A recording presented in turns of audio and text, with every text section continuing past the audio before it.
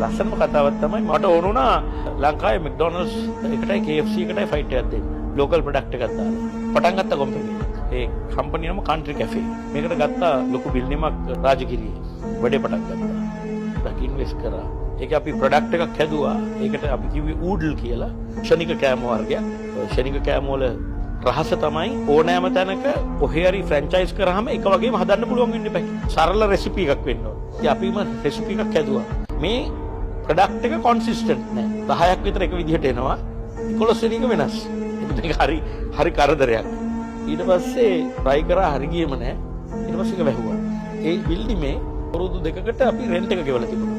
ඉතින් මම කල්පනා කරා දැන් මේ බිල්ඩිමේ මොන හරි කරන්න ඕන කියලා පටන් ගත්තා මේ පවර් හවුස් කියලා ටෙලිවිෂන් ඇඩ්වර්ටයිස්මන්ට් ප්‍රොඩියුස් කරන තැනක්.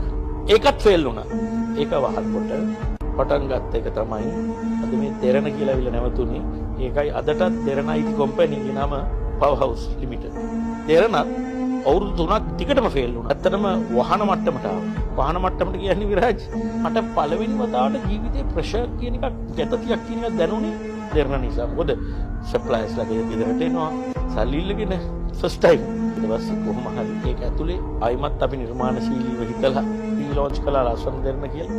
ඊට පස්සේ තමයි මේ ලංකාවේ අතිශය සාර්ථක ප්‍රණාලිකාවටපත් වුනේ.